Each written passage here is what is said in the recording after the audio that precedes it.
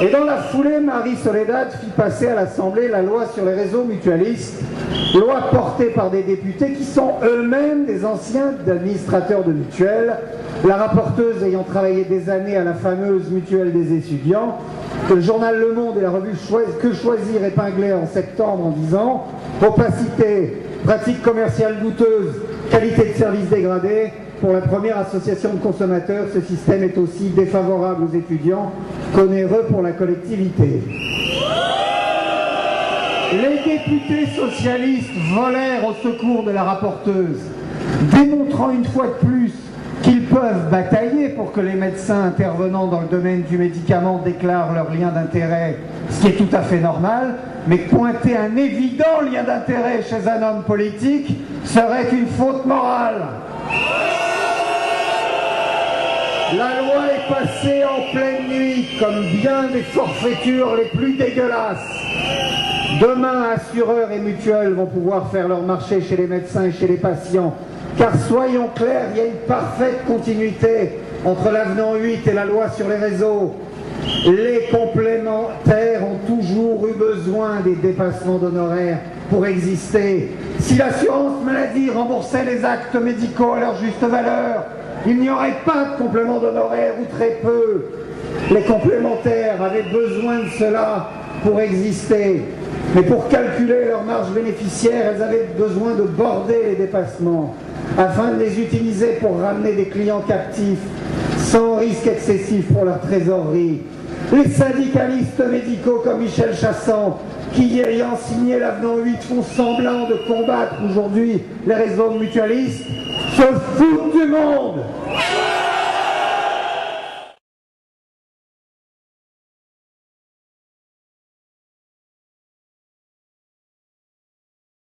Et il peut remercier François Hollande, car comme on le voit avec François Hollande, le conventionnement sélectif des médecins, c'est maintenant. L'organisation du système de soins par des puissances financières, c'est maintenant. Les médecins mutualistes payés 8 € la pièce, c'est maintenant. Les remboursements différenciés selon le parcours imposé par les complémentaires, c'est maintenant. L'opacité des comptes, c'est maintenant. L'explosion des coûts de la publicité à la charge des cotisants, c'est maintenant. Les maisons de santé déficitaires rachetées demain par les mutuelles et les assureurs, c'est maintenant. Les mutualistes solidaires possédant 8 Porsche, faisant la morale aux chirurgiens sur le tact et la mesure, c'est maintenant. Les conflits d'intérêts des députés socialistes, c'est maintenant. La privatisation du soin, c'est maintenant. Mais grâce à vous, médecins qui refusez d'être des pigeons, le Mutual Gate, c'est maintenant. Le Marisol Gate, c'est maintenant.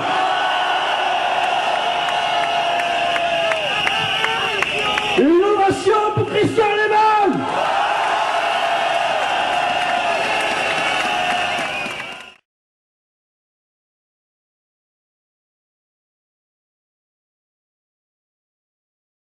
Ben, nous, on a créé l'Union française pour une médecine libre, qui est une association qui a cela de particulier, qu'elle regroupe à la fois des médecins du public, hôpital public, des médecins du privé, qu'ils soient de la ville ou d'établissements de soins, cliniques par exemple, qui regroupent des secteurs 1, des secteurs 2, donc des médecins conventionnés en secteur 1 qui pratiquent donc les tarifs opposables définis par la convention, des médecins en secteur 2, donc avec la possibilité de dépassement d'honoraires complémentaires, dépassement étant un mauvais terme, et on a même des médecins qui sont en secteur 3, donc hors convention. Et ensuite on a des étudiants aussi, des internes, on a des chefs de clinique et on a des médecins retraités. Donc on a vraiment toute la coupe transversale de la médecine on a fondé cette association mais parce que, comme le dit son nom, Union française pour une médecine libre, pour justement défendre ce concept de liberté de soigner, de liberté de pratique médicale.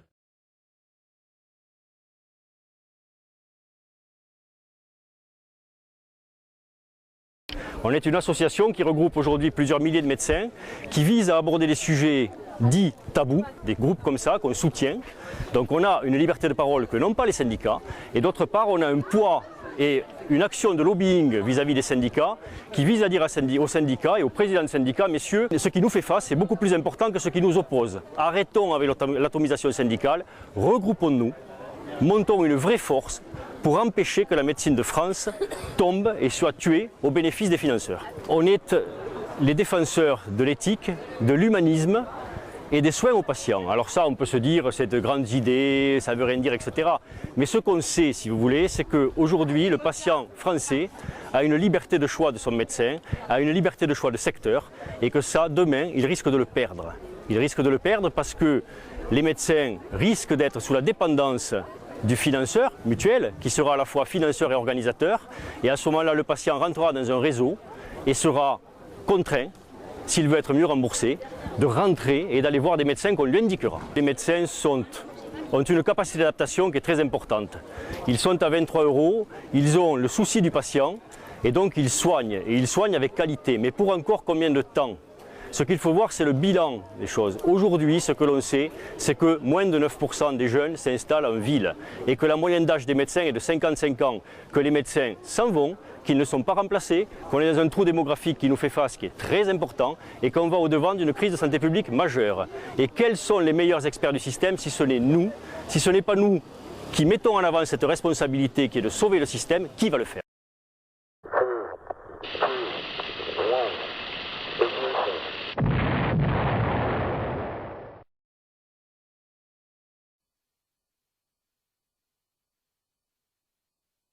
La médecine n'est plus libre, elle est de moins en moins libre et elle risque de le devenir de moins en moins. Ce qu'on défend surtout, ce n'est pas le libéralisme au sens économique, c'est plutôt l'indépendance intellectuelle de l'acte médical. C'est-à-dire le fait que le médecin décide, dans le mieux de l'intérêt de son patient, de la conduite à tenir, que ce soit une opération, des médicaments, etc., sans être dépendant de structures qui sont au-dessus de lui et qui ont peut-être des intérêts parfois pas uniquement de santé publique, mais aussi des intérêts financiers. Ce sont des structures qui ont des intérêts qui ne sont pas nécessairement toujours les mêmes que ceux du patient.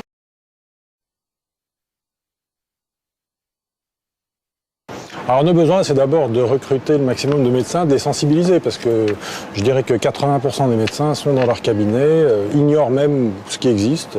Donc voilà, eux, ils reçoivent les informations de base, puis ils travaillent tous les jours, ils sortent pas le nez du guidon et ils savent pas ce qui se passe, en gros. Donc on essaye de les sensibiliser, de les informer, de les mobiliser, parce que finalement c'est aussi leur avenir qui est en jeu. Mais le jour où ils s'en apercevront, ce sera probablement trop tard. Là, on est vraiment à un tournant qui est qualitativement différent pour ce qui concerne la médecine libérale. C'est-à-dire qu'il y a qualitativement, il y a quelque chose qui va changer de fondamental par rapport à la médecine libérale. Par rapport au caractère libéral, donc au caractère indépendant, j'insiste, pas libéral au sens économique, c'est libéral au sens indépendance du travail des médecins.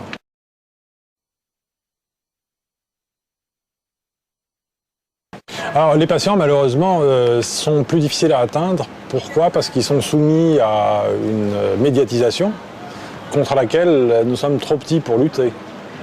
Parce que si à longueur de journée vous entendez un discours, puis que tout d'un coup vous en avez un qui vous dit « Ah mais non, c'est pas vrai, etc. » c'est très très difficile de lutter, on n'est pas à armes égales. C'est pour ça que nous, à l'UFML, on se concentre sur les médecins, parce qu'il faut déjà convaincre les médecins pour qu'eux discutent avec leurs patients. Mais les patients, on ne peut discuter avec eux que face à face dans le cabinet ou dans des petits groupes. Nous, on essaye toujours d'aller vers les patients. Notre site web, il n'y a pas de mot de passe pour rentrer sur notre site web. Tout est public. Il y a des documents même qui sont destinés exclusivement aux patients. Mais il faut bien comprendre une chose, c'est que les patients sont soumis tous les jours, toutes les semaines à une propagande absolument inouïe contre les médecins, où on fait passer les médecins successivement pour des voyous, pour des gens qui font des actes abusifs, etc. etc. Donc c'est une espèce de bulldozer contre lequel on ne va pas lutter maintenant, parce qu'on n'a pas la puissance pour le faire, ça ne sert à rien.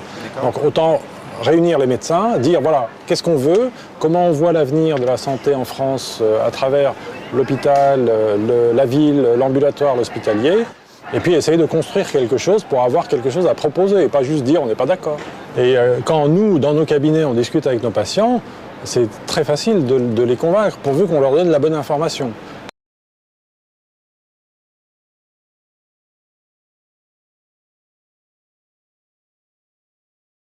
Bien entendu qu'il faut remettre, encore une fois, le soin au centre de la société et de la politique, mais par les professionnels du soin, pas par les politiques. Une des choses principales que nous demandons au sein du collectif de Mars, c'est la création d'états généraux de la santé, parce que nous voulons absolument que, enfin, en France, le soin soit décidé par les soignants et pas par les politiques. Je pense qu'on peut, sans trop se tromper, dire que nous sommes quand même plus au courant de la manière dont nous devons soigner nos patients que les politiques.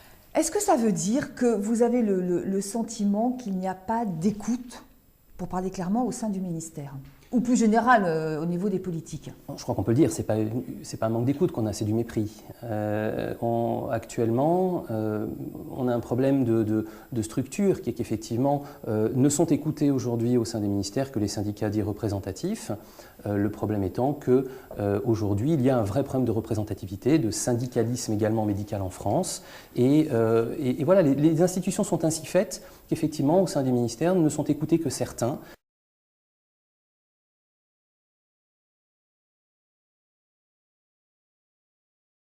Le tout étant de montrer progressivement au gouvernement que les choses bougent, qu'il se passe quelque chose, que les troupes sont mobilisées, parce que c'est une guerre, parce qu'on parle de troupes, parce qu'effectivement nous sommes en guerre. Nous sommes en guerre encore une fois pour nos patients, pas pour nos avantages ou nos intérêts.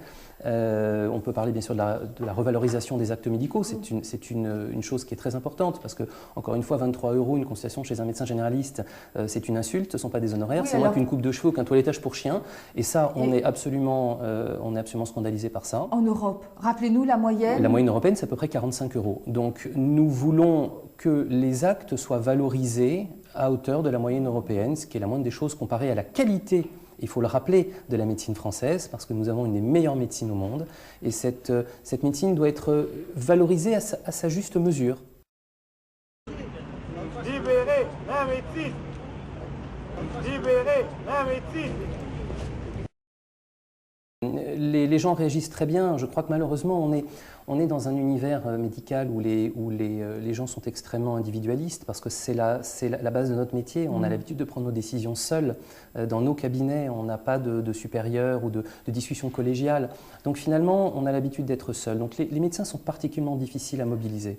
Mais ça réagit très bien, les gens nous soutiennent, l'UFML ne cesse d'augmenter, le nombre de membres ne cesse d'augmenter, les politiques s'intéressent à nous, ils viennent nous voir maintenant, ils nous posent des questions, les journalistes aussi, les médias, on devient quand même un peu incontournable, et puis on a raison, on est dans notre droit, on est pour les Français, pour leur santé, donc forcément qu'on est écouté.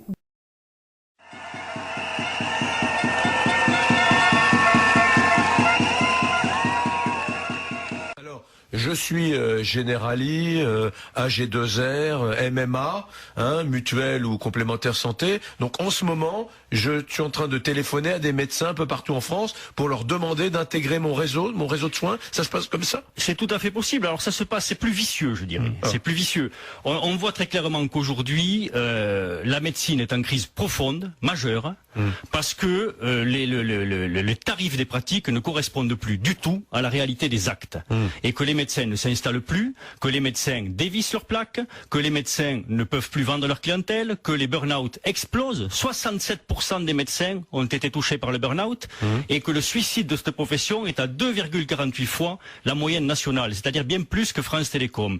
Ce qui veut dire que petit à petit, les médecins s'en vont et que les réseaux profitent de cette manne en disant mais venez chez nous, on va vous assurer la multiplication des actes. Oui, parce que si vous n'avez pas de patients, nous, on va vous en ramener. Nous, on va vous en ramener. Attendez. C'est vrai, vous avez raison, j'ai mes chiffres sous les yeux. Les médecins français gagnent 30% de moins que leurs homologues étrangers, selon un rapport récent de l'OCDE. Dites-moi, j'habite par exemple, à Alès dans le Gard, tiens, dans la région de Bourdin. Bon, je suis à Alès dans le Gard, voilà, j'ai besoin d'un généraliste. Ça veut dire que dans quelques années, avec le système qu'on décrit, des réseaux de soins, ma mutuelle me dira, ah, mais n'allez pas chez le docteur Tartampion, hein, parce que vous serez pas très bien remboursé. Je vous invite plutôt à aller. Alors vous ferez quelques kilomètres en revanche, parce que à Alès, on n'a personne dans notre réseau de soins, mais vous pouvez aller à Nîmes, parce qu'à Nîmes, on a un type qui est bien et vous serez mieux remboursé. Ça peut se passer comme ça? C'est exactement ça, c'est ce qu'on appelle le remboursement différencié. Dès l'instant où un réseau dit fermé est mis en place, ça veut dire que le patient sera mieux remboursé si il va consulter le médecin qui est dans la mutuelle qu'il a choisi de prendre, la mutuelle ou l'organisme complémentaire qu'il a choisi de prendre,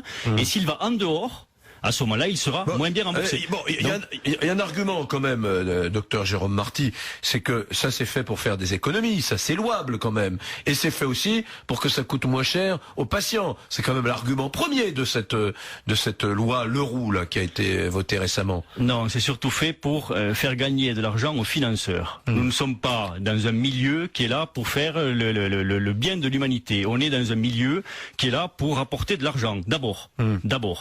Et le médecin, encore une fois, le médecin ne peut pas accepter d'exercer sous dépendance. La liberté du médecin est inaliénable parce qu'elle garantit sa responsabilité.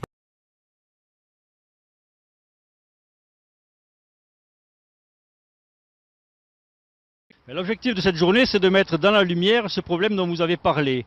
De nombreuses études ont été faites, que ce soit par les conseils de l'ordre ou par les unions régionales de professions de santé, qui ont mis en évidence ces chiffres, mais ces chiffres restent méconnus de la population et non utilisés par le ministère ou par les administrations. Nous souhaitons, nous, avoir un rôle de lanceur d'alerte, et nous lançons cette alerte. Nous ne pouvons pas continuer à voir cette vague noire chaque année toucher cette profession, que ce soit en termes de suicide ou en termes de burn-out.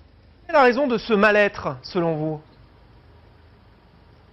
Alors la raison, elle est pluripolaire. Vous savez, les professions de santé souvent sont en surmenage, voient leur patientèle augmenter puisque au sortir de la faculté, moins de 9% des jeunes s'installent en libéral, que les médecins ont d'extrêmes difficultés à trouver des remplaçants, ne peuvent plus vendre leur clientèle, ne trouvent pas repreneur. Donc quand un médecin s'en va, il n'est pas remplacé, les patientèles des autres augmentent, les temps de travail augmentent également, les médecins travaillent 55 heures par semaine sans compter les gardes, ça déséquilibre également leur vie privée, on a des divorces, on a une relation aux soins de la part des patients qui a changé aussi avec une part de consumérisme médical et surtout un rôle du médecin qui est entre le marteau et l'enclume, entre les injonctions des administrations ou de l'État qui lui demandent de pratiquer une certaine médecine sur un côté souvent comptable ou économique et les injonctions du patient qui à juste titre attend une autre médecine et le médecin doit composer entre les deux, ce qui le met souvent en déséquilibre et le tout amène ces choses-là, soit le burn-out, soit malheureusement le geste ultime.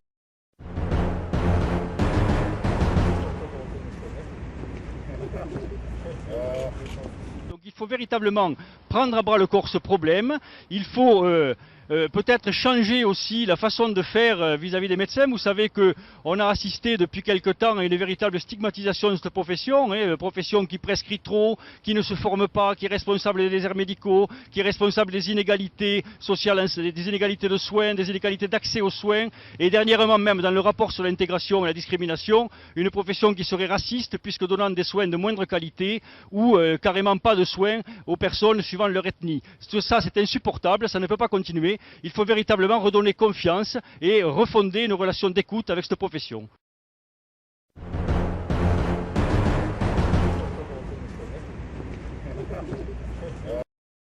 Aujourd'hui, ce qui nous mobilise en particulier, c'est un triptyque. Ce triptyque, c'est le tiers payant généralisé, les contrats responsables et les réseaux de soins.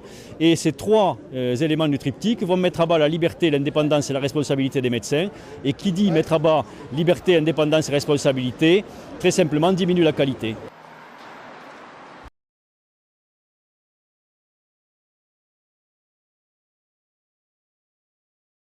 La régulation est la meilleure garantie.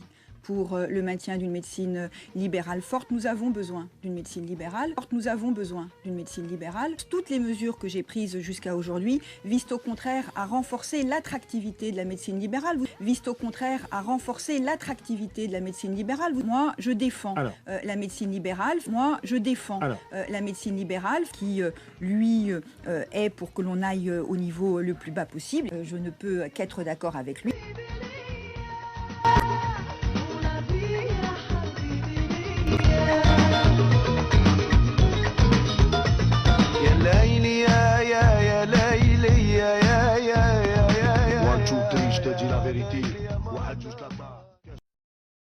Avenant 8 dangereux également, pourquoi? Parce qu'on introduit des tribunaux qui sont des tribunaux d'exception.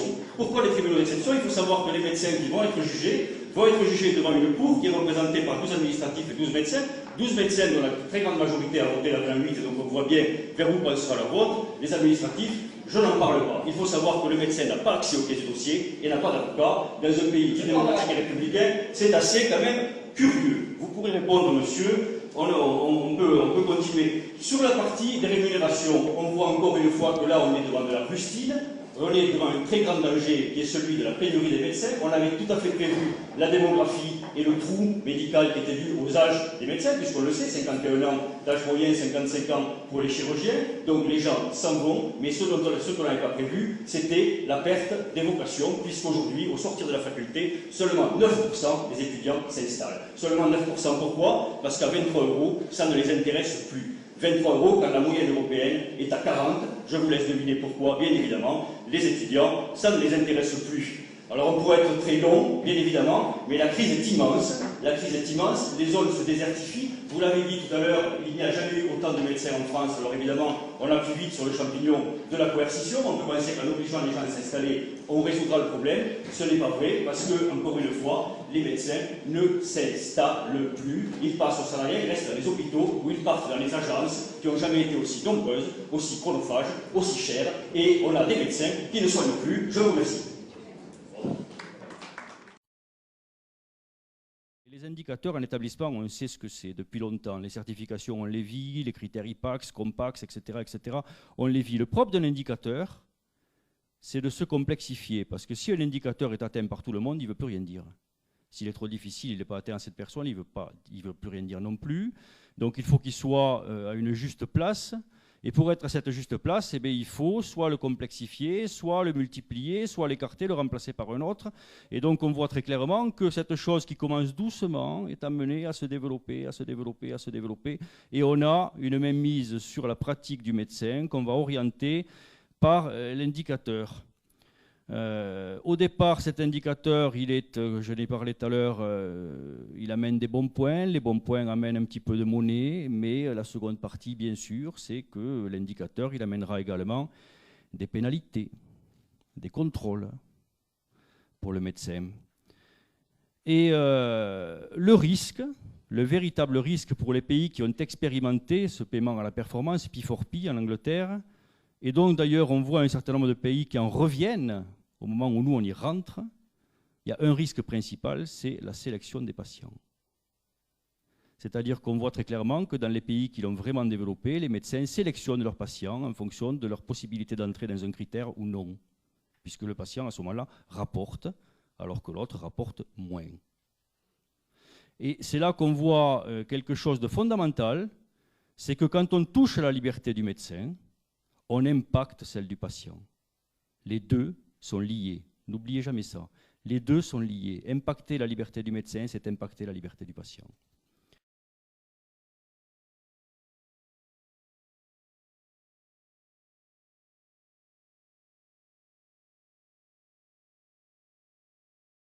Les médecins sont en colère et sont profondément découragés, oui. Et les mots, là encore, sont importants. Quand vous avez dans la rue à la fois les internes, le secteur public, le secteur privé, il faut que le gouvernement, absolument, y prête une attention très importante. On ne peut pas accepter aujourd'hui, en France, qu'un médecin français soit au plus bas de l'échelle européenne. 23 €, c'est considérablement sous-payé, alors que la moyenne européenne, je vous le rappelle, est à 50 €. Vous réclamez combien ?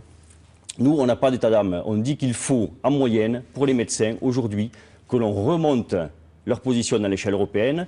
il faut qu'une consultation soit à 40 €, il faut que les honoraires complémentaires puissent être pratiqués par tous. Comment la Sécu va payer autant alors qu'elle est déjà en déficit? Il faut augmenter les cotisations sociales? Non, il faut faire rentrer un autre partenaire et c'est déjà fait.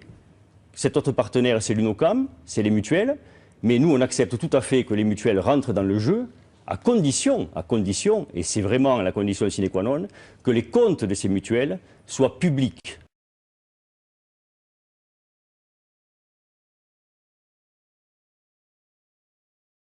Mais voilà, ils ont vendu la profession. Ils ont vendu la profession, c'est tout. Ne cherchons pas des explications à droite, à gauche, non. Ils ont vendu la profession. Michel Chassan s'en va, là, dans quelques mois, siéger aux UNAPL, au Conseil économique et social en tant que représentant des UNAPL. D'autres ont certains arrangements, ce ne sont plus les syndicats, ce sont des groupements d'intérêt. Bon, voilà. Après, une fois qu'on a dit ça, bon, reste ensuite le combat.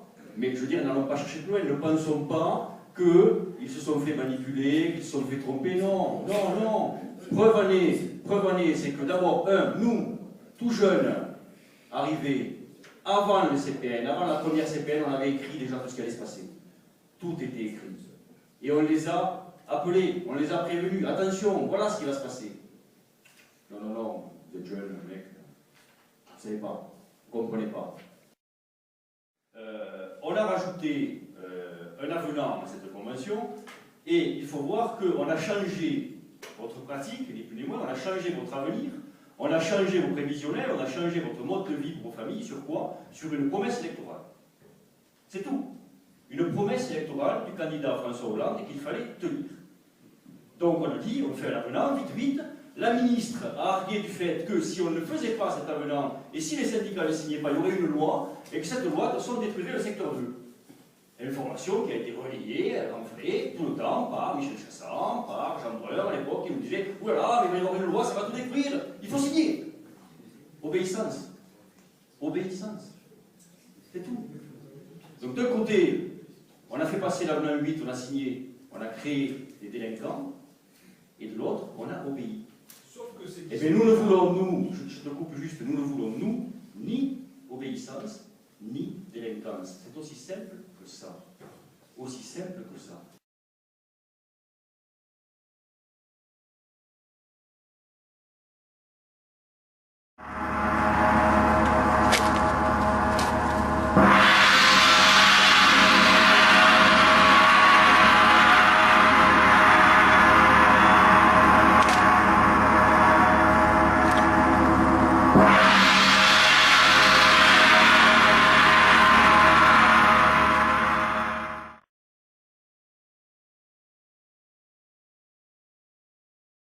Pour défendre une même idée qui est celle de la liberté, l'indépendance dans le soin, le pouvoir décisionnel et de redonner ce pouvoir décisionnel aux soignants qui sont les seuls vrais experts du système.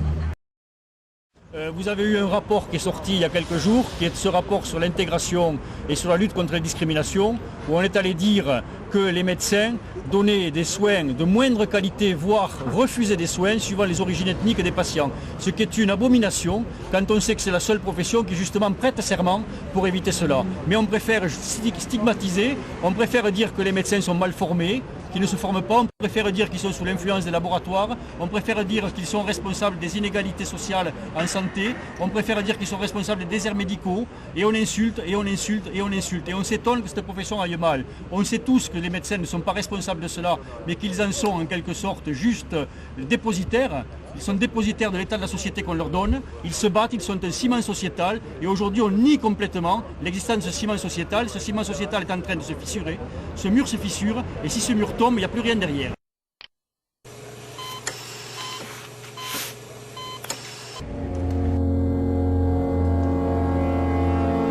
Des éléments que j'appellerais moi des éléments de langage, qui sont, on va tout mettre, on va mettre le paquet sur la prévention, alors on enrobe tout ça, et voilà. Tout ça n'est pas très sérieux, on va dire. Ce qui nous inquiète vraiment, c'est le tiers payant. Tout le reste, c'est de l'emballage. La ministre a... Et un autre danger, si vous le permettez, qui est le fait de nous dire on va donner plus de pouvoir aux ARS. Mais vous inquiétez pas, les ARS discuteront avec la profession. Nous savons exactement aujourd'hui quelles sont les relations entre les agences régionales de santé et la profession, et ces relations ne sont pas bonnes. On va parler du tiers payant généralisé. Vous allez nous dire, vous, docteur Jérôme Marty, ce que représente comme danger pour vous le tiers payant généralisé. Est-ce que ça peut favoriser l'accès aux soins? Vraie solution, faux problème? Dites-nous concrètement ce que ça peut apporter ou finalement ce que ça n'apportera pas.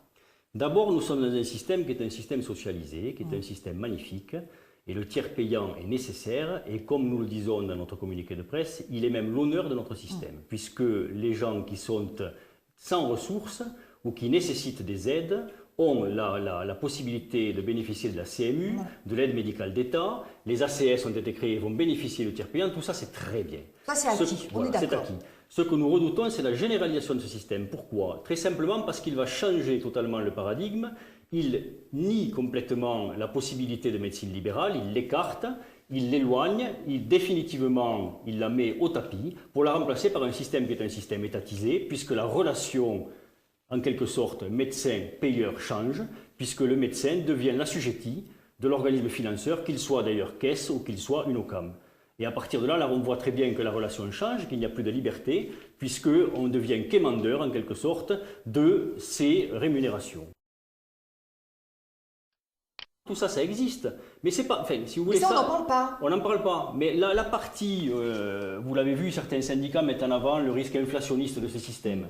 On en parle. On dit, vous savez, si jamais on met le tiers payant, les gens vont consommer davantage, etc. Vous y croyez ou pas? Pas forcément. C'est pas ça le vrai danger. Le vrai danger, il est véritablement dans le changement du système. Et dans la création d'une médecine aux ordres. Et la médecine aux ordres, on voit jusqu'où ça peut mener. L'exemple le plus dramatique étant le sang contaminé.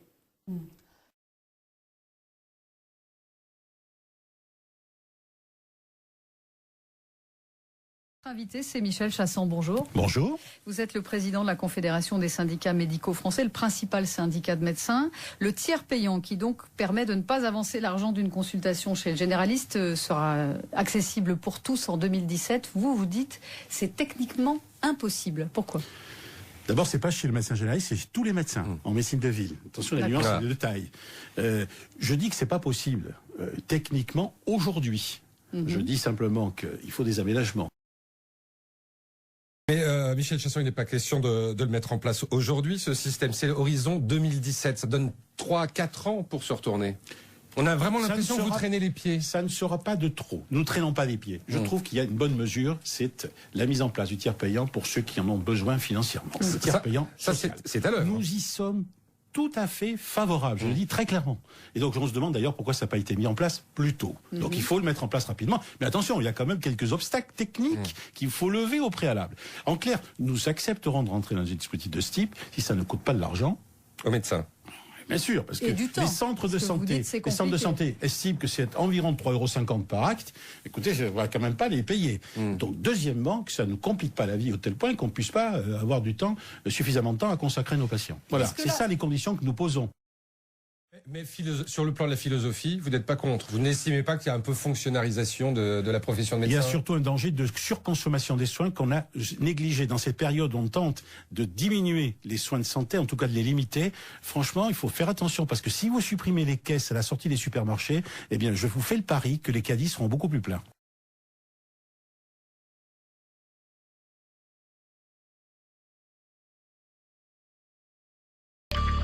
Le président de l'Union française pour une médecine libre est votre invité, Clara Dupont-Mono. Bonjour Jérôme Marty. Bonjour Clara Dupont-Mono. Aujourd'hui, Marisol Touraine lance les discussions autour du tiers payant généralisé. Alors concrètement, cela signifie que le patient n'avance plus de frais au médecin, lequel se tourne vers l'assurance maladie et les régimes complémentaires. Jérôme Marty, pourquoi est-ce que ce projet vous inquiète? D'abord, idée merveilleuse. Et résultat probablement catastrophique. Ça nous inquiète parce que vous savez que ce qui fait la qualité de la médecine, c'est la liberté, l'indépendance et la responsabilité du médecin. Et avec le tiers payant généralisé, il y a un risque profond de perte de liberté et d'indépendance puisque le médecin se retrouve assujetti de fait au financeur qui devient à la fois organisateur, ce qu'il est déjà, et financeur du soin, et qui aura toute liberté de dire au médecin « Monsieur, changez votre pratique, pratiquez plutôt cela, prescrivez plutôt cela ». Et donc on voit très clairement que le médecin sera dans un conflit d'intérêts permanent entre ce que demande le patient et ce que demande au-dessus le financeur. Et le patient aura tout loisir de se demander, est-ce que vraiment ce médecin me donne les soins dont j'ai besoin ou est-ce qu'il donne les soins que l'économie lui demande? Mais ce tiers payant généralisé, Jérôme Marty, c'est une bonne nouvelle pour les ménages plus modestes parce qu'ils n'avancent plus les frais devant le médecin. Nous avons à peu près 11% de la population qui effectivement aujourd'hui est dans des difficultés économiques, qui n'a pas la CMU, les AME ou les ACS, qui a des difficultés à accéder aux soins. Mais je vous rappelle quand même qu'avec la mise en place du tiers payant généralisé, ces gens-là seront toujours dans des difficultés économiques. Certes, ils accéderont à la santé, mais ils resteront toujours dans ces difficultés et le médecin qui est au plus bas de l'échelle européenne en termes de tarification à 23 € restera également à 23 €. Donc on n'aura réglé ni le problème véritablement économique de ces gens, ni le problème de la médecine au plus bas des tarifs et on aura complètement déstabilisé la médecine de France. Je crois que le gouvernement ferait mieux de s'intéresser à ces 11% pour leur permettre d'accéder aux soins, c'est-à-dire de sortir définitivement des difficultés économiques où ils se trouvent. Le patient, il a confiance en son médecin ou la médecine ? Le patient a confiance en son médecin. Toutes les études montrent que 94% des patients font confiance en leur médecin, un taux de confiance que les politiques nous envient. Ils en sont très loin. Par contre, si l'on replace ça en termes de collectif, c'est-à-dire si on demande aux patients de juger la médecine, là on voit qu'il émerge un doute. Et ce doute est fortement entretenu par notre ministère ou par le gouvernement, puisque les insultes ou la stigmatisation de cette profession fusent chaque jour. Et ainsi on a pu écrire et se demander si les médecins n'étaient pas devenus les paillassons de la République. Les médecins qui prescrivent trop, les médecins qui ne se forment pas, les médecins qui sont responsables des déserts médicaux, les médecins qui sont responsables de l'inégalité d'accès aux soins. Et dernièrement, on a vu les médecins racistes avec le rapport sur l'intégration et contre la discrimination, où on a pu dire que les soins étaient de moindre qualité, voire refusés en fonction de l'origine ethnique des personnes, alors même que la profession médicale est la seule qui prête serment contre cette chose-là.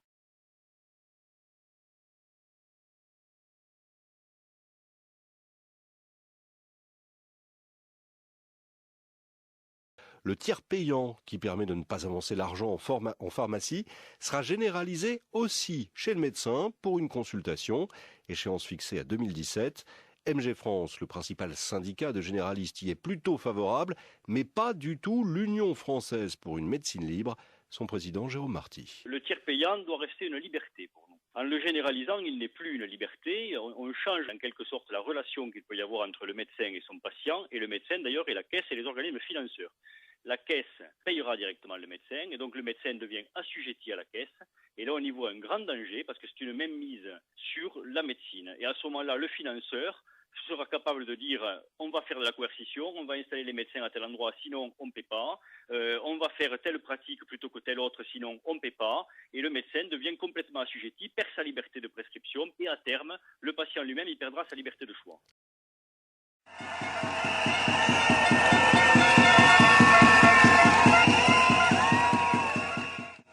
Ce matin. La raison de notre présence, c'est de parler des déserts médicaux, puisque la réunion était sur les déserts médicaux et qu'on n'a pas eu l'honneur d'être invité.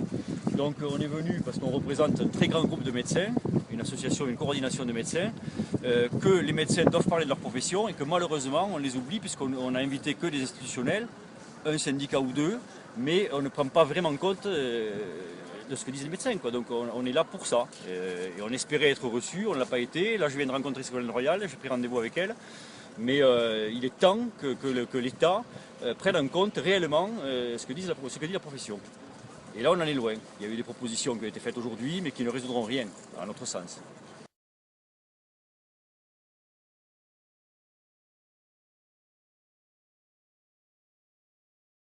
France Bleu Matin, 7h52, nous évoquons les déserts médicaux avec Jérôme Marty, le docteur Jérôme Marty, le président national de l'Union française pour la médecine libre. La ministre de la Santé a lancé il y a 1 an et demi maintenant le pacte territoire santé avec garantie d'un revenu minimum aux jeunes médecins qui s'installent justement dans ces zones critiques, obligation d'un stage en médecine générale pour les étudiants, multiplication des maisons de santé.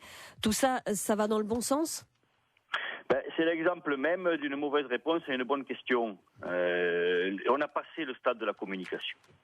Je veux dire, la façon dont la République traite de façon inégalitaire ses enfants ne relève pas de la communication. Et ça, c'était uniquement de la communication. On ne s'en sortira pas comme ça. Je veux dire, quand un médecin s'installe dans une zone désertifiée, il est assuré d'avoir une grosse clientèle. Donc le fait de donner comme ça un biscuit, qui plus est pendant 2 ans, ça veut dire quoi 2 ans? Ça veut dire qu'au bout de 2 ans, alors on s'arrête de s'en occuper, on tourne le dos, on tourne le regard et on laisse les gens se débrouiller. Ce n'est pas sage tout ça, quoi. Ce qu'il faut, c'est un véritable plan Marshall du réaménagement du territoire. Il faut absolument regrouper à la fois les chambres de commerce, les chambres d'agriculture, regrouper les associations de maires de France, etc., définir des crédits pour redévelopper ces régions dans une première étape. Et surtout, en aigu, il va falloir que le gouvernant définisse véritablement quel est le coût de l'acte, quel est le prix de la responsabilité, quel est le prix vraiment du courage de ces médecins qui vont vouloir s'installer dans ces régions. Et il faut augmenter de façon considérable le C, de façon à faire un appel d'air pour qu'il n'y ait pas un médecin qui s'installe dans un désert médicaux, mais 4 ou 5 médecins, de façon à ce qu'ils puissent faire face et qu'il n'ait pas 50 actes par jour, qu'ils fassent une médecine de qualité, parce que la personne qui habite la Picardie, qui habite Maubeuge, qui habite la Lozère, qui habite l'Ariège, est aussi redevable, la nation est aussi redevable qu'aux Parisiens, aux Lyonnais ou aux gens des grandes villes. Il n'y a pas d'inégalité sur un territoire. Donc pour vous, une des solutions, ce serait aussi d'augmenter les honoraires de ces généralistes? Mais évidemment, quand vous pensez que le tarif de l'acte, le tarif de base de l'acte, est au plus bas de la moyenne européenne. Il n'y a que Malte qui est derrière la France.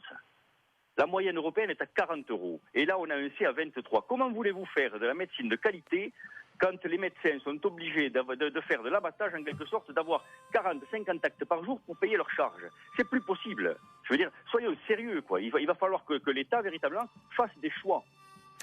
Et surtout n'abandonne pas tout un pan de sa population en détournant le regard et en jetant comme ça au public le fait qu'on a mis des praticiens territoriaux de médecine générale. Voilà, on leur a donné 3 000 € pour un complément d'honoraires pendant 2 ans pour faire face à leurs responsabilités. Non, alors soyons sérieux.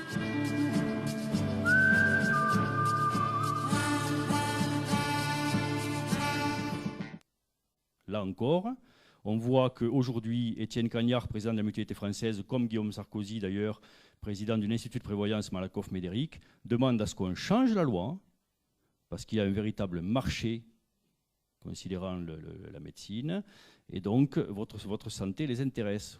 Et donc ils veulent des réseaux de soins en médecine.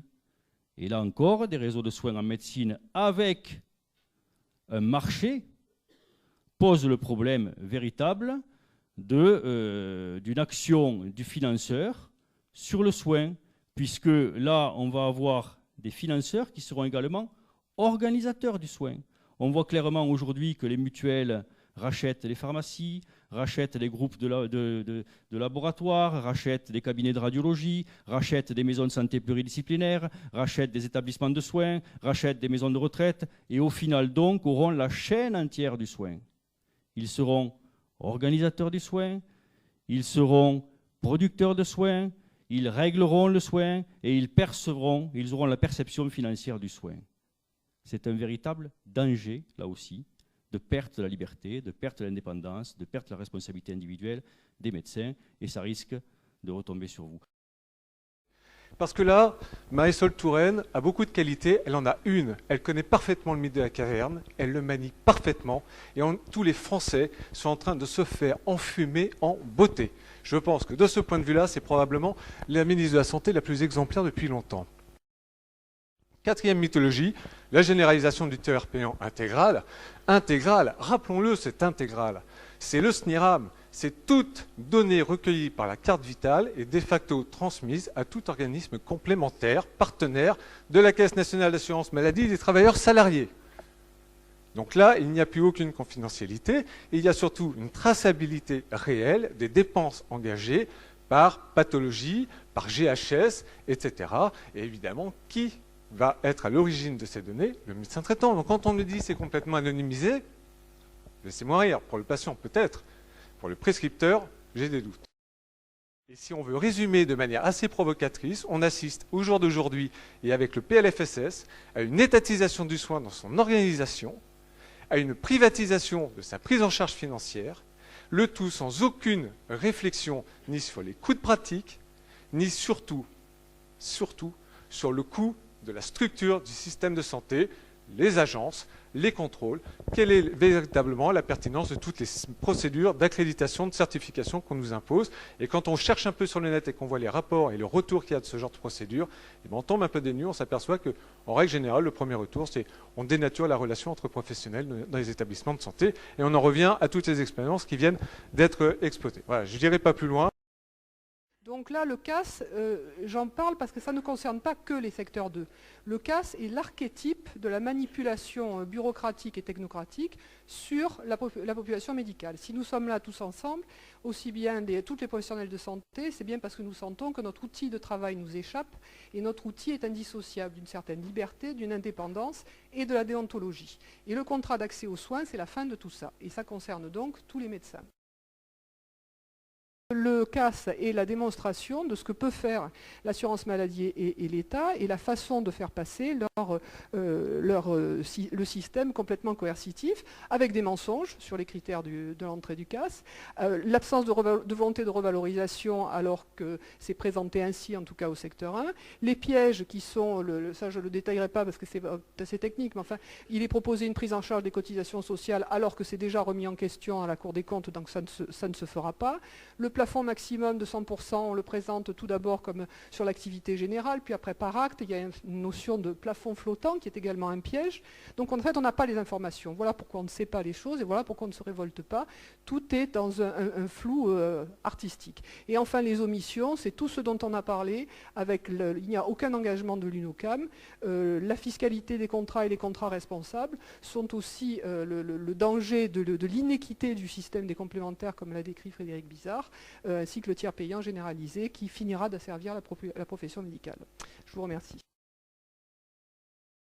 Les projections, l'avenir est encore plus noir que ce que je vous décris, je suis désolé, mais les projections, c'est que quand on discute avec Guillaume Sarkozy, par exemple, ça m'est arrivé récemment, ben, Guillaume Sarkozy, il est très simple, il est décomplexé, il dit c'est quand même curieux, pourquoi les médecins, vous êtes la seule profession qui ne peut pas être une marque? Alors quand on entend ça, on se dit, mais marque, ça doit être MARK, ça doit être un terme de management. Non, non, pas du tout. C'est marque de jean. C'est-à-dire qu'il veut que le médecin qui est dans le réseau Malakoff-Médéric représente la marque Malakoff-Médéric, Alivia. Une marque, ni plus ni moins. Deuxième fait, très très préoccupant, les données SNIRAM, le Système national d'information interrégime de l'assurance maladie. Vous savez que les médecins demandaient à avoir accès depuis longtemps, les URPS, Union régionale des professions de santé, demandaient à avoir accès aux données SNIRAM de façon à faire des enquêtes et puis à voir un petit peu quelles étaient les dépenses et puis faire des cohortes d'épidémiologie, etc., etc. Bon. Et un décret loi est sorti, les données SNIRAM, il se trouve que dans le plus grand silence, on les a données aussi aux assureurs, aux instituts de prévoyance, aux mutuelles. Imaginez un assureur qui aujourd'hui a accès aux données de santé. C'est le Graal pour eux. Parce qu'ils assurent votre santé, mais ils assurent aussi votre maison, votre profession, etc., etc. C'est un véritable Graal.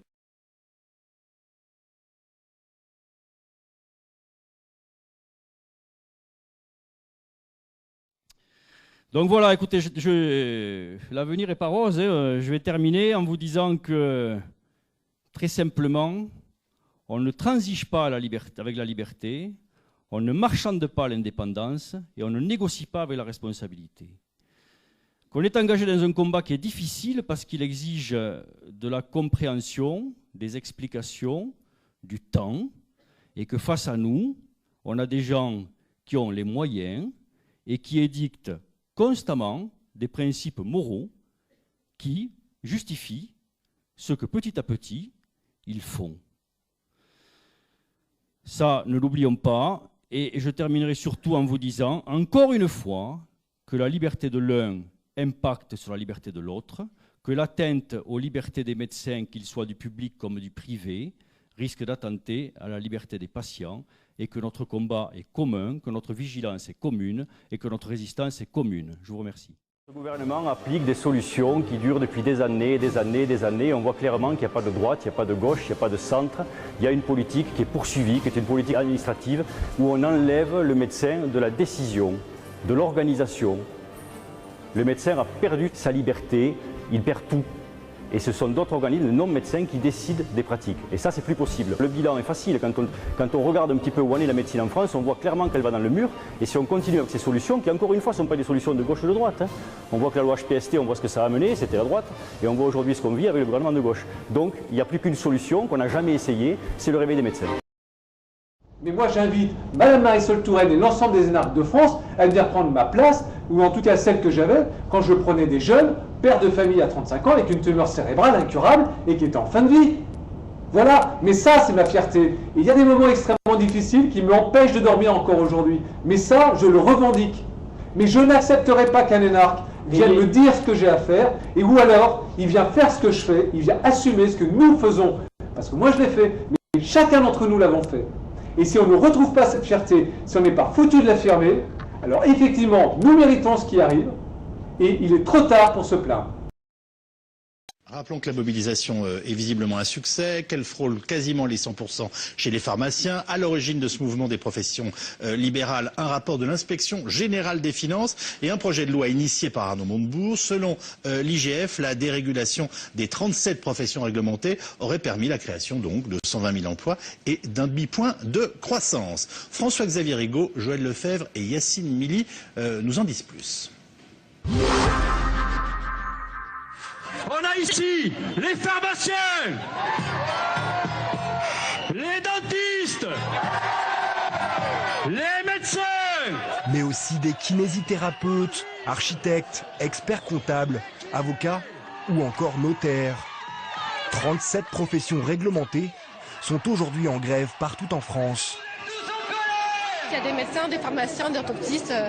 Après, on sait que les huissiers, les notaires, tout le monde est en train de descendre dans la rue pour effectivement contredire ce qui se passe. Ouais.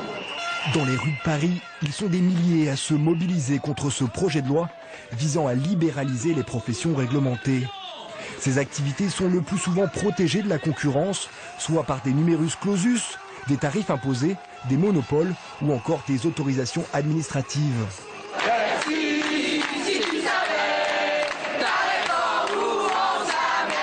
Ce projet de loi se fonde en partie sur un rapport de l'Inspection générale des finances, publié ces derniers jours. Selon ce rapport, la réforme de ces professions réglementées pourrait créer 120 000 emplois et générer un demi-point de croissance. La démonstration qui a été faite par le rapport de l'Inspection générale des finances est totalement fausse. Elle se fonde avec des chiffres d'un côté et on prend de l'autre côté des chiffres de la profession qui sont différents. Pour justifier cette réforme, l'Inspection générale des finances rappelle que ces professions réglementées sont 2,4 fois plus rentables que le reste de l'économie. Une affirmation rejetée en bloc par ces manifestants. Non, dire qu'on a une profession de nantis, c'est il faut venir dans nos cabinets et voir dans quelles conditions on exerce. Les médecins libéraux français ont les revenus les plus faibles des médecins européens. Ils travaillent avec 0,3 salariés par médecin, quand les autres médecins travaillent avec 2,4 salariés par médecin. Le gouvernement souhaite aujourd'hui libéraliser ces professions réglementées, y créer de la concurrence, liberté des prix, fin des monopoles, augmentation du numerus clausus et une mesure qui fâche plus que les autres, permettre l'entrée d'investisseurs dans le capital de ces sociétés d'exercice libéral. En ouvrant le capital de nos cabinets aux sociétés extérieures, aux financiers que sont les assureurs, les banquiers, les fonds de pension américains, nous allons nous retrouver avec une dentisterie commerciale où ces financiers vont nous dicter comment travailler. Donc ça n'ira pas bien évidemment vers la qualité, mais plutôt vers la rentabilité. La santé ne doit pas être financiarisée, elle ne doit pas être marchandisée. Encore une fois, les experts, c'est nous, et les protecteurs des patients, c'est nous. Face à la colère des professions réglementées, le nouveau ministre de l'économie, Emmanuel Macron, a déjà repoussé cette réforme à 2015. Pas suffisant pour ces manifestants qui n'attendent qu'une seule chose. Pas le retrait de la loi, même si on faut tout faire pour. C'est une belle journée, il y a du monde. Il faut qu'il retire sa loi. Il n'y a pas d'autre solution, sinon ça ira de mal en pis. Ce n'est que la première journée d'une manifestation. Il y en aura d'autres s'il y a besoin. Avec ministère, il faut qu'on ait ministère. En fin de cortège, une délégation a été reçue au ministère de l'économie. Mais ce soir, les manifestants ne retiennent que la phrase prononcée par François Hollande aujourd'hui. Si vous n'entendez pas crier, c'est que nous ne faisons pas d'économie.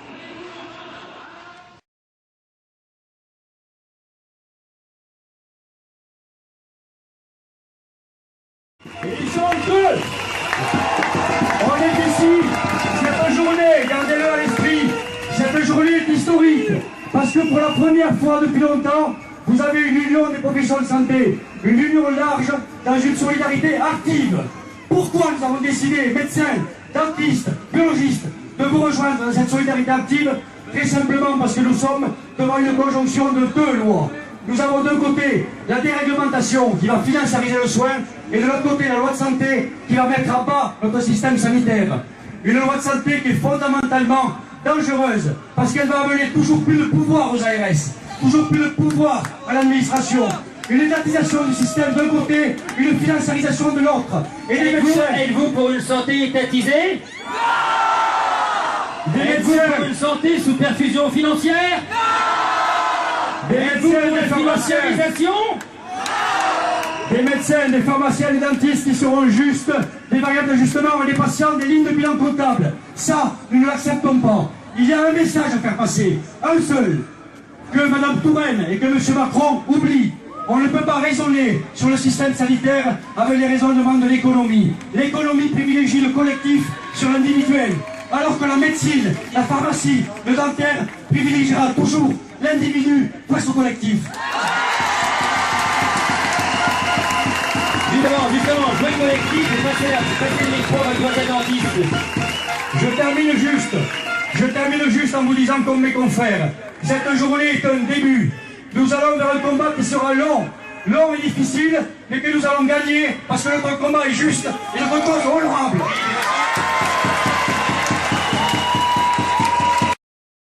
Les dentistes, les pharmaciens, les médecins, les biologistes, on en sort à l'instant. Vos représentants syndicaux, ils vont maintenant. Ce qu'on peut vous dire, c'est qu'on a été reçu par le conseiller du ministre avec quand même une certaine qualité d'écoute pendant plus d'une heure. Il y a un seul point qui est à retenir, c'est que quand on leur a demandé si la loi était écrite ou restait aujourd'hui malléable, ils nous ont dit on ne peut pas vous répondre. Donc ce point est le point crucial.